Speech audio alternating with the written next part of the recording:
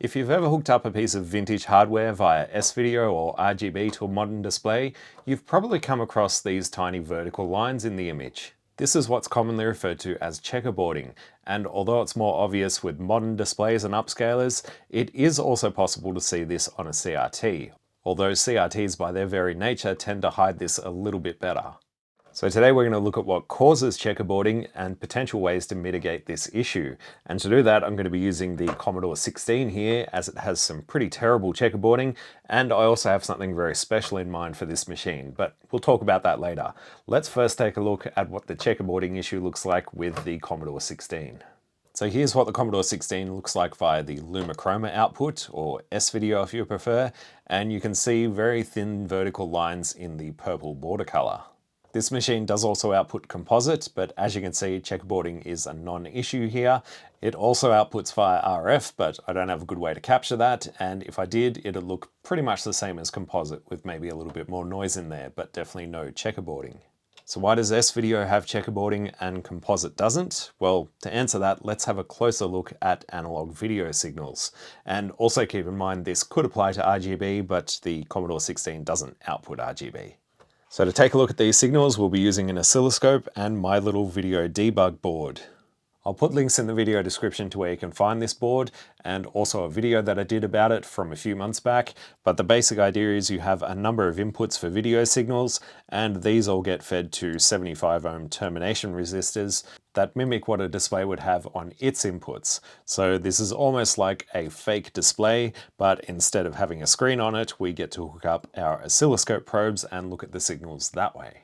So let's plug in our S-Video, and I'm also going to plug in our composite. Now, because this board shares the composite input with the S-Video input for Luma, I'm going to hook up composite to one of the unused ones. Let's just go for the green input, and then we can hook up all our scope probes to this little grounding pad, and we'll have one on green for our composite, one on our red, which is also shared with the chroma signal, and then of course one on our yellow, which will be our Luma signal. Power this thing on, and here's what all three of our signals look like on the oscilloscope. Let's zoom in a little bit on this and I'll explain what we're actually looking at. Alright, so I've just zoomed in on part of the video signal. Up the top here we have our composite signal, and I've also included a little screen capture here of what this sort of represents on our TV screen. And down here we have our S-Video or Luma and chroma signal. So I think it's easiest just to start by explaining what the Luma signal is and what it does. You can pretty much ignore the stuff back here for now. We're mainly looking at these little dips here. So all of these things, when it gets up to this top level here, is basically a white area on our screen. And when it goes down here, that's a black portion of the screen. You can see that this part over here is not quite white. It's definitely not black. And that is our sort of light purple color. So our Luma signal is the brightness information of the image, and down here we have our chroma signal, which is the color information. And this basically represents our purple, and once we add a little bit of brightness to that, we get a light purple. Composite, as its name suggests, basically takes the Luma signal and the chroma signal and smooshes them together into one wire. So we have both our color information and brightness information on the same line. You can see we have the same sort of chroma signal as we do down with this purple line, but we also have the brightness from this blue line in roughly the same place. So it's not fully white, and it's definitely not all the way down to the bottom, which would be black. You can see over here we don't have that chroma information going on, and that is because we're looking at grayscale at this point, so there's no need to have a chroma signal here. Now, because composite video has both our Luma and chroma information in the same signal, there is a filter applied to this which will take out the chroma information and separate that into what we basically have down here, Luma and chroma. This will be done in the display or upscaler device, but the downside of composite video, as you can see from this fairly blurry text, is that all of this high frequency information basically gets cut out of the entire signal. So when you pull out all of this information, you're also pulling out that very detailed information from the black and white areas of the image as well. This is something that doesn't happen with Luma Chroma, as chroma is expected to be a separate signal, So there's no filter applied to the Luma signal and we don't lose as much detail in the image. Now at this point it should become obvious why we have this sort of checkerboarding pattern. If we look at the Luma signal, we can see all these little peaks and valleys here, just a small change in brightness throughout this area. Whereas over here we've just got pure white and there's obviously no checkerboarding. We can also see this happening over here where our color burst is, which is this thing down here and this thing up here on composite. This basically just tells the display, hey, this is a color signal and this is the frequency that the color information is going to be centered around. So normally with Luma, this part here and this part up here would just be a flat line because it doesn't need to contain this color information from the chroma signal. What we have going on is our chroma signal bleeding into our Luma signal and causing these very slight changes in brightness. And composite isn't affected by this because all this high frequency information gets pulled out by a separate filter and we end up with pretty much what would be a flat line, similar to what we've got over here.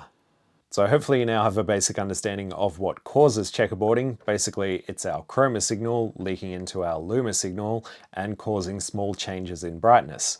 But this can also affect RGB video. So if you have a chroma signal nearby your RGB signal, potentially you might have interference from the chroma signal once again, and that's going to cause small changes in brightness on the red, green, or blue lines, or potentially all three. So the million-dollar question is, how do we stop our chroma signal getting into our Luma signal, or RGB signals if you're dealing with that? And to answer that, we first need to find out where this is happening. It could be that it's happening inside the S-video cable, could be in your display or upscaler device, although that's pretty unlikely. It could also be in the system itself, in this case the Commodore 16. The easiest one to rule out would be the S-video cable. As you can see from this one, it has two separate conductors. One of them is going to be for Luma, one is going to be for chroma, and they both have shielding around them. So I'm pretty certain that this cable should be fine, but I do have a couple of other random S-video cables that look a whole lot thinner, and it's possible that if I use one of these, we'll get even more checkerboarding. We might also be able to use the oscilloscope to test these cables, but not everyone is going to have a scope on hand. So let's do a quick visual comparison first, comparing the output from this cable to both of these. So here's what we get with our chonky cable. We've already seen this. There's obvious checkerboarding. Will it get any worse when we use one of these cheaper looking cables? And yeah, this cable is quite long. It's probably a 3-meter cable. My other cable is probably 1.5 meters. So cable length can also play a role in this. The longer the cable, the more chance you have of crosstalk between the signals and also picking up external interference. And there we go. So this much longer cable, I think, looks slightly worse. I'd have to put up the images side by side, which I'll do in a second. Let's just grab the test results from this third cable, and then we'll look at all three together. And this one is a bit shorter, probably 1.5 meters. Does feel a little bit thinner though. And there we go. Maybe it looks slightly better than the longer cable. Let's put all these side by side and check it out. And yeah, pretty much as I thought. The chonky cable has the best looking image, even though there's still checkerboarding. The longer 3-meter cable has the worst image, and the other one is somewhere in between. But we can also do a little trick with the oscilloscope to measure how good the shielding is on all three of these cables. So we'll start off with the chonky cable, and once again I'm going to use my video debug board for this, but this time we're going to hook up the scope ground clip here, and we're not going to measure from this point here where we normally would. We're going to just put our scope probe on top of the cable itself. So all I've done is just put the scope probe just in the middle of this cable, and yeah, there's pretty much just basic noise there. You can't really make out anything useful. Let's see what happens when we do that with one of the other cables though. So here's our big crazy long 3-meter cable. So once again, this is hooked up to the C16 and into our debug board. Let's bring the scope probe over to it. And there we go. We can see our video signal is clearly leaking out of this cable. It's not really well defined and it is only a few millivolts, but that can make all the difference. Let's try the third cable, see what happens with it. Plug this in here, plug this in here. Let's hit go on the scope. And yeah, once again, we can see what looks like our video signal. Not quite as bad as the other cable. It doesn't look quite as strong, but clearly the video signal is also leaking out through this cable. And if it's leaking out of the cable, that also means the signals inside the cable are leaking into each other. I'll leave a link in the video description to where you can find these cables. They are from an Australian store, so I'm not sure if you'll find them outside of Australia, but in that case, you know, shop around, read reviews, and I guess don't buy $2 cables off AliExpress and expect them to have any decent performance. So now that we've ruled out it being the cable, we can also suspect our upscaler device or our display device. That's a lot harder to test though, and I'm pretty sure the RetroTink 5X at least should have somewhat decent shielding between those two signals. So I don't really suspect that the problem's going to be there. It's far more likely that the problem is inside the machine itself. So here's our Commodore 16, and yeah, there's not a lot going on here, and really the only part of this we want to focus on is where our video gets generated, amplified, and output. So this 48-pin package here is the TED chip. Among other things, it generates our video output signals. These get fed across the motherboard to the RF modulator, which obviously modulates the signals into RF. But just like on the Commodore 64, this also handles amplifying the video signals and also creating our composite video output, which is all fed out via this DIN connector. So there are a few points where our chroma signal could be leaking into our Luma signal. So let's start from the source, which would be the TED chip, and all I'm going to do here is find out which pin outputs the chroma signal and basically just lift it out of the socket, see if we still get that interference. If we do get the interference, then all of it's happening inside the chip itself, but if the interference is gone, then it means that something is happening after the TED chip where the chroma signal is getting into the Luma signal. Let's see what happens. And looking at the pinout for the TED, our chroma signal, or color as it's labeled here, is on pin 13. So that's the one that we want to target. So this one here is pin 13. I'm just going to bend it out just a little bit.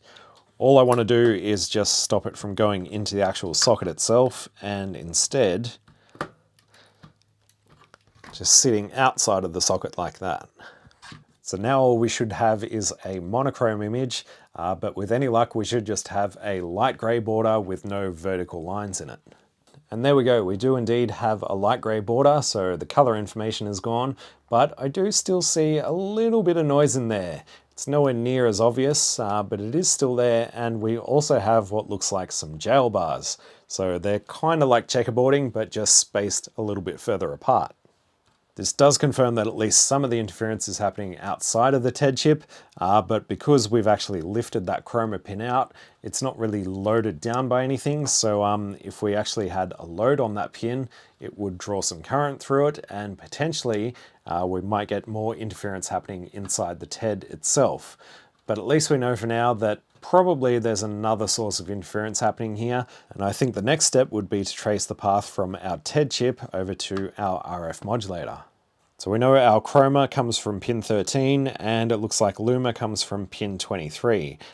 There's no direct composite output from the TED chip. Composite is generated by mixing those two signals inside this RF modulator, but we'll probably get to that soon enough. So let's get the board out and take a look underneath. Alright, here's our little board. Let's have a look on the underside. Oh yes, this is the 64K RAM upgrade that I did in the previous video. I'll link to that up there if you haven't already seen it, or if you're interested. Let's focus on the TED chip and also our RF modulator. So we should have a connection from here over to here somewhere. So that's our chroma pin, and over here is our Luma pin, and in theory they should end up on the RF modulator inputs somewhere over here. Yes, that pin there is chroma. And Luma should do the same. Oh. Yes, that pin right up the top there is our Luma.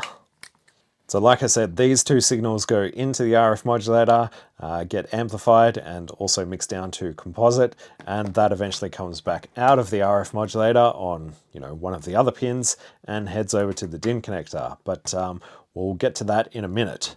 The main thing we want to focus on right now is how these signals get from the TED chip over to our RF modulator. If they're anything like these cheap S-video cables, then our interference could be happening somewhere along the way. So because this is only a double-sided board, we can pretty much just trace this out. So the luma comes over to there, and our chroma signal goes right next to it. That is not a good sign. Let's flip the board. I think it's these 2 points under this little bit of tape here. Yeah, that's helpful. You know what? I'm just going to cut that out. I don't think it's serving any real purpose. All right, that'll do. So one of these is going to go over here. Yep, that's chroma. This one should be luma. And they both look to run down this part of the board right next to each other and underneath the TED. Good thing this thing's in a socket. So luma should be pin 23. I can't get my probe in there. I reckon it's going to be this little trace coming in under here. In fact, if we just scratch a little bit off the top, that's it. So our luma signal comes from pin 23, goes straight up the board, through here, and into the RF modulator. And our chroma signal also comes right beside it. So no doubt there's going to be some crosstalk on the board itself. Let's see, which one was chroma? I reckon it's going to be this trace under here. Yep, that is our chroma signal. So we've got both of our traces running right next to each other, pretty much all the way across the board, and even on the other side as well. That is not good. So really all we need to do is just keep these two signals away from each other. If you were dealing with something that had, say, RGB and a chroma line sitting just next to it, and that was causing interference, then you'd probably move the chroma line away from the RGB lines. But in this case, because we've only got a single luma signal, I'm actually going to disconnect the luma signal and move that somewhere else away from the chroma signal, rather than moving the chroma signal away from the luma signal, if that all makes sense. One way we could do this is add another socket to our TED chip and then bend out pin 23 on that socket, which is the luma signal, and run a wire from that bent out pin over to the RF modulator, avoiding all this mess. The other way to do it is simply just to cut the luma trace on this part of the socket so it doesn't go across the board here, and stick a wire from this point here straight across to our RF input. We don't really have to worry about protecting the chroma signal, so it doesn't really matter if it picks up noise from other things going on this board, as long as it doesn't make its way into our luma signal, where it's going to cause changes in brightness. So what I'm going to do is cut the luma trace on both ends, so I'll cut it up near the TED chip here, and also near the input to the RF modulator over here.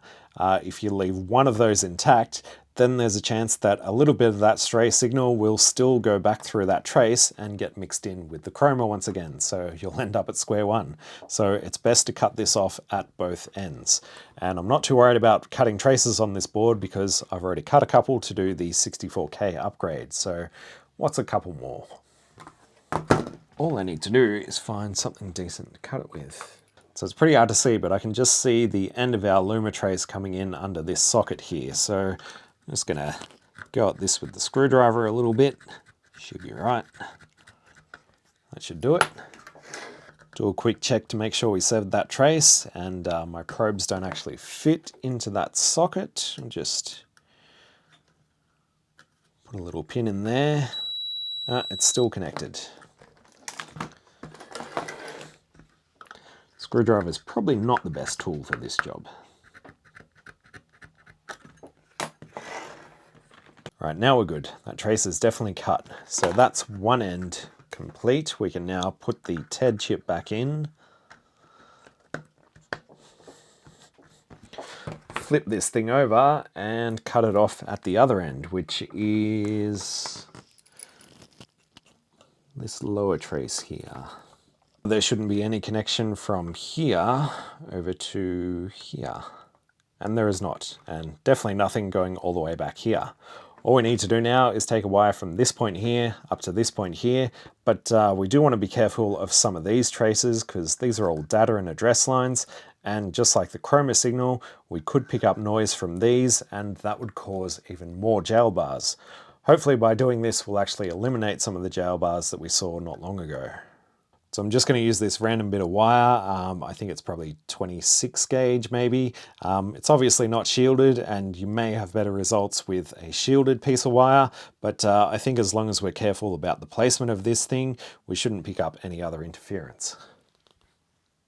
So I want to keep this wire as short as possible while avoiding running it through other chip legs. So we'll have a little bit of length on this. I think it'll come across sort of like that. So I've deliberately raised this off the board slightly, just so we're not sitting directly on top of these other traces. Let's see if this made any difference. All right, and there is our S-video signal. And yeah, we definitely still have checkerboarding in there. You can also faintly make out some jailbars too. Although I'm sure that was there before, it was probably just more hidden by the checkerboarding issue. Let's just have a look. We'll just carefully turn this over. Let me just move this wire. Maybe that's slightly better. If I press this wire down onto the board across these traces, have a look in that bottom right corner there. Well, pretty much everywhere. You can definitely see where the jail bars are happening. And yeah, just moving that off those traces makes it a whole lot better. So I might find something just to sort of prop this wire off the board a little bit.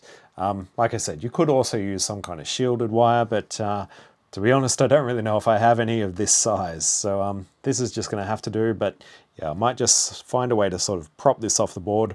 Obviously, there's not much room between the board itself and the case underneath, so I guess this just gets pushed back down whenever I put it back in the case. But I think it's slightly better. Yeah, comparing them side by side, there's definitely a reduction in checkerboarding, but it's still there, so let's keep going. So of course, we've got our RF modulator, which is a bit of a challenge because if we take this off, we get no video output at all. Beyond that, we've only got our Luma signal going out of the RF modulator off one of these pins over to our DIN connector, and there's probably not much trace length in between here, but it's worth a shot. So let's do the same thing, find out where Luma comes out of here and goes over to our DIN connector and simply rewire it. So this pin here is our Luma output, and it looks like it goes across the board through some kind of component here and then up to our DIN connector. Let's have a look at what this is. Oh, it's like an EMI filter. Not strictly necessary, so we could always bypass that. So I might just run a wire directly from here over to here and obviously cut this trace. All right, our trace on this side is cut. We just need to do the same on the other side. So that's going to be this one coming up the side here. Yeah, something like that. Here we go. It probably looks the same as before, to be honest. Yeah, I'm not seeing any real change there. I think the biggest difference came from the connection from the TED to the RF modulator, not so much from the RF modulator to the DIN connector. So it was worth a shot, but that pretty much only leaves us with one option. Replace the RF modulator, and you know I love doing that. Of course, ideally, we'd just pop the RF modulator open and make some changes on the inside, but unfortunately, apart from this old spider egg, there's not much we can do about this. There are a whole bunch of SMD components on the underside of this little board in here, and in order to get to them, you have to take the RF modulator off anyway. So messing around changing components on this thing isn't really feasible. Much easier to just replace it with something far better. And here it is, an RF replacement designed for the Commodore 16. I'll also have a +4 version coming soon, and we'll go through the features of this thing once we have it installed. But yeah, the top side is pretty plain because all of the fun stuff is hidden on the underside. So let's get the old RF modulator out and stick this thing in its place. So we'll need to move these wires out of the way for a moment. We'll have to reconnect them later. And there's a couple of tabs on this that we just need to straighten up. And this big blob of solder needs to come out, as do all the connections to the RF modulator. And just to be difficult, there's also a big blob of solder right here attaching the RF modulator to the main board, so we'll have to take care of that as well. In fact, let's try that first, because I think that'll be a job for some desoldering braid. So I've bumped the iron up to 400 degrees and put a fairly decent sized tip on it. I imagine this plastic, whatever it is here that they've put on the board, is going to melt. So I'm also going to get my fume extractor fan, so it's going to get a little bit noisy for a minute. And why isn't it working?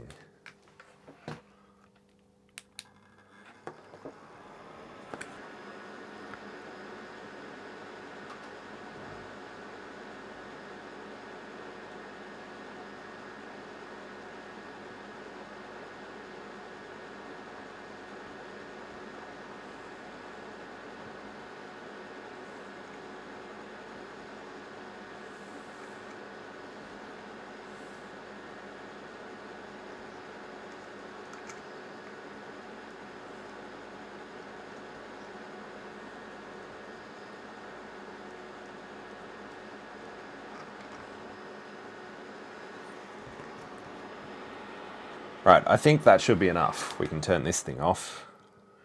Now we just need to deal with the underside.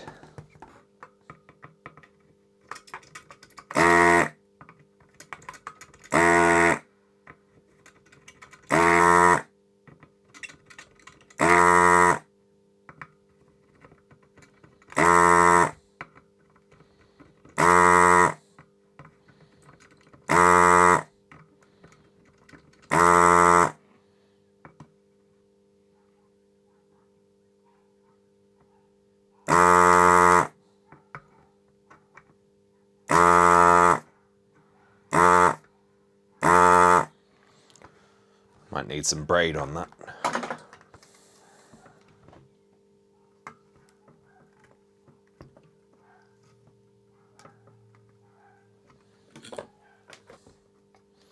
Hopefully this thing should just come out. Oh, not very good tabs on that. Yeah, looks like everything is loose except for maybe the top side again. Oh, maybe it's just that tape sticking it down. There we go. Clean up this mess and put our new RF replacement on. And this should just drop in its place. Don't make a fool out of me. I'll just use the old one to prop that up a little bit.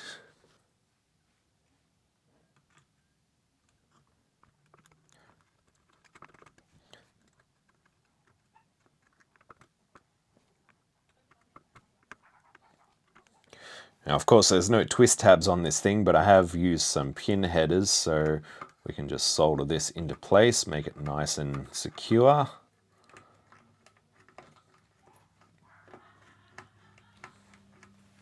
That's it. Oh, we need to reconnect our Luma connections. So that one went up there. And this one was going over here. All right, and there we go. Our RF replacement is in. Obviously, this thing doesn't actually output RF, but instead we have a direct S video connection, and we also have a 3.5mm audio jack. This can also output composite video on the right channel and audio on the left channel if you prefer, or you can have dual mono on both channels, or there's an option to have an external signal output on the right-hand channel, but obviously the Commodore 16 doesn't really have any dual SID options or anything like that, so that external input is kind of useless at this point, but I hear there may be something we can hook up to it in the near future. Anyway, let's throw this back in the case. Oh, and you've probably noticed that the case on this has this little blanking plate here. This just slides straight out, and that allows this to drop into place. I'll just throw a couple of screws back in so it doesn't try and run away. May as well throw all of them in. Hopefully we won't have to take this board back out again. All right, let's take this thing for a spin. Give it some power, and now we can plug this S-video cable directly into this S-video jack. You can still use the DIN output and, you know, have S-video coming out of there. Both outputs are going to benefit from this RF replacement, and of course you still have the composite and audio signals available on the DIN, but with this thing we don't really need it. So I think we're ready. Let's see how we go. And there it is. If you look really closely, you can still make out some faint checkerboarding and also some faint jailbars. As I said, they're present from the get-go, and I think they're coming directly from the TED chip, so not a lot we can do about that. But it's certainly a huge improvement over what we originally had. Now, I do have to wonder if our little Luma bypass wire is contributing to those jailbars, so let's see if we can find a more optimal placement for it. Shouldn't have put all these screws back in.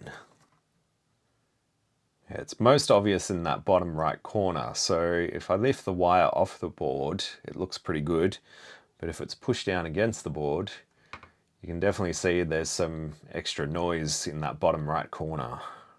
It does look better, but that's not going to go back inside the case, it's just going to get pushed back down again. These standoffs aren't very tall, so there's never going to be very much room under this thing, but maybe we can just stop it from touching the board, or maybe I should replace that with some shielded wire if I have some. Do I have shielded wire? This stuff looks to be shielded, so we'll remove this. I don't think this over here is making any difference really. I could probably just get rid of that wire and reconnect those traces, but it doesn't make a difference either way. So with our shielded wire, we need to connect our signal to the Luma signal and then the actual shield to a ground point. I'm guessing hopefully that pin next to it is ground. Let's just go from there to... Yep, that's definitely ground. That's good. Closest ground up here, I guess, is... Well, this area is definitely going to be ground because that's where our RF modulator connects to.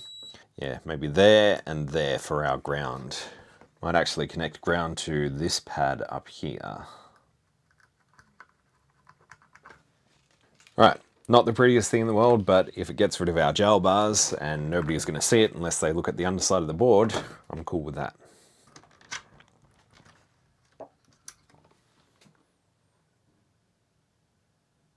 Oh yeah, that's much better. So yeah, definitely shielding that Luma cable is a good idea. And it just goes to show you how easily analog video can be affected by a little bit of stray noise. I'm sure the layout of the Commodore 16 itself doesn't help, and these chips being fairly old, they probably spew all kinds of noise, so yeah, shielding your analog video signals either on the output or inside the actual computer or console is definitely a good idea. Let's take a look with composite. So for this we can use the 3.5mm jack, and we just need to put our composite signal on the right channel. Audio can go on the left. Of course you can split this once again if you want dual mono audio.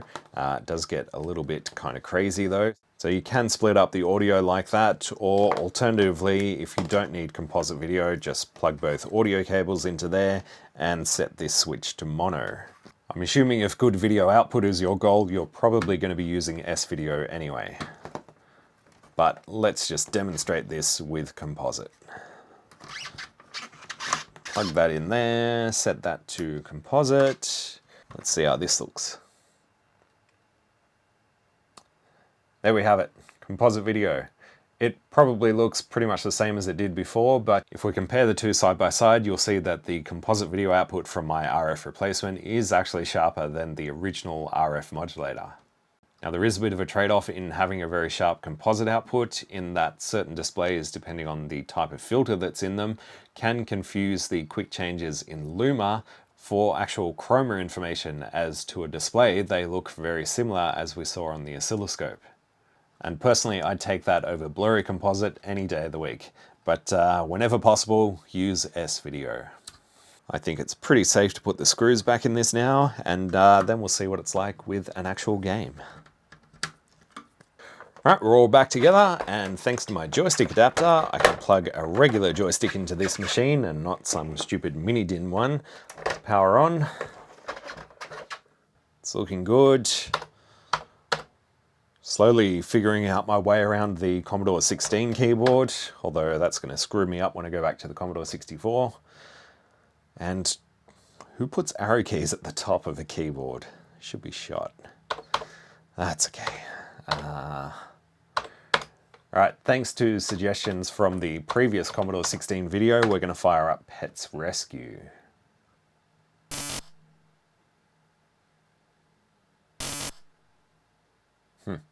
That's pretty cool.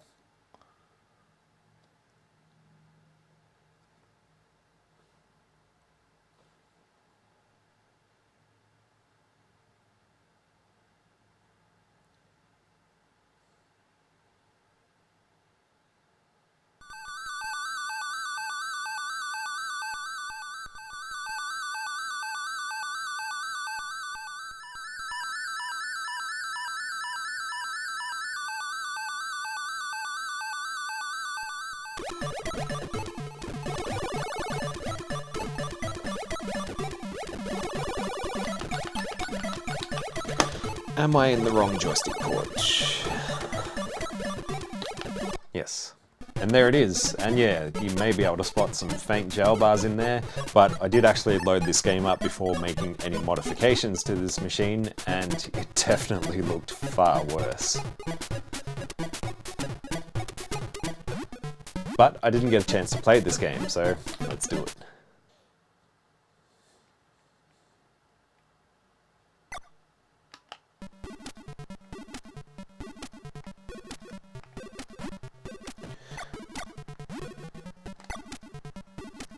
Okay, well, I'm sure you can tell what the inspiration was for this game. I think Nintendo gonna sue somebody. Oh, shit, that's a hole. Okay.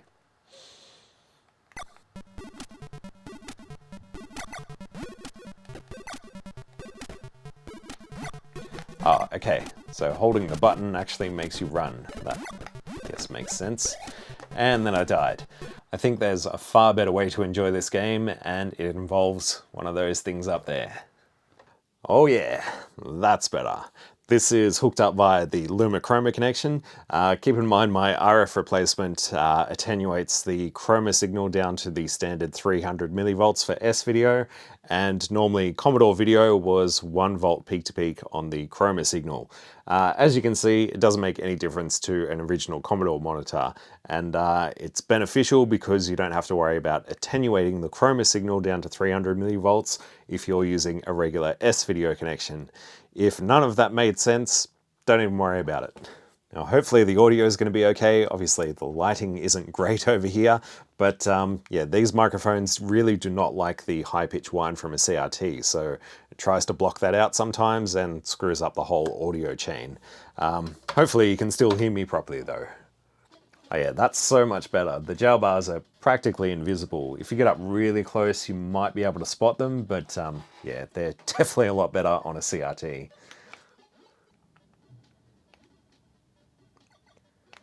Ah, Commodore 16 looks so much better now.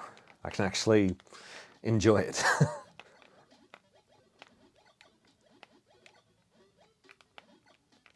have no idea what I'm doing. Just jump on things. Do any of these blocks contain anything? Is anybody even listening to me? Ooh, all that way for a coin. Oh, right, well, I think I've got some practice to do, but that is it for the whole checkerboarding part of this video and the RF replacement. I'll have those available on the Tindy store soon enough, along with the +4 version, so links to that are in the video description. But we haven't even got to the most exciting part of this video, which I hinted at the start, and that this machine is going to be up for auction, raising money for charity. But I'll let my friend Lee explain a little bit more. Hi, I'm Lee from the YouTube channel More Fun Making It, and this year I'm raising money for the Befriending Scheme. The Befriending Scheme is an organisation that provides friendship and learning opportunities for vulnerable adults across Suffolk here in the UK. My own son Thomas enjoys working at the Red Rose Community Farm, run by the scheme, where he's able to build and maintain friendships as well as learn useful skills and engage in meaningful activities. He especially loves to care for the many animals on the farm, but I suspect his favourite thing is hanging out with his friends. The money we aim to raise this year will be used to fund acquiring some miniature donkeys to live on the farm. That's right, donkeys come in mini-sized too. On the 19th of October, I'll be hosting a 12-hour live stream with lots of retro and vintage tech YouTubers from all over the world. And during the day, all of the auctions I and others have been preparing will be ending, hopefully raising a huge heap of money to buy those donkeys. The theme of this year's event is Commodore, and we'll have lots of different Commodore machines ranging all the way from the Kim 1 right up to an amazing Amiga 1200 in a big box Checkmate case. As well as all the stuff I'll be selling, lots of my YouTube chums will be auctioning off their own items, with all of the proceeds going to the cause. And I suspect the video you're watching right now is all about one of those items. So if you'd like to bid on something or just come along and watch the stream, you can find links to everything you need in the description. If you can't make it but would like to donate, there's a Just Giving page which you can find in the same place. Thank you, and on with the video! Thanks for that, Lee, with your fancy lighting. So yes, this will be up for auction during the live stream event. Of course, I'll put links in the video description to where you can find the auction for this, along with the live stream link once it becomes available. And of course, if you just want to donate a couple of bucks, there'll be links in the description for that as well. But I think that's it for this one. So a huge thanks to my patrons who make all these videos possible. Thank you all for watching, liking, subscribing, and if you'd like to support the channel and get ad-free access to all videos along with some other perks, links to the Patreon page are also in the video description. Thank you all for watching, and I will catch you in the next one. Bye. Alright, well, at least I get to start from here. Do I want to climb this just for my one coin? Oh, the coin's not even there anymore.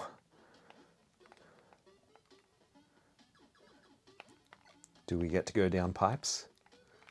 Is that pushing our luck? Oh my god. Okay. Definitely need some more practice.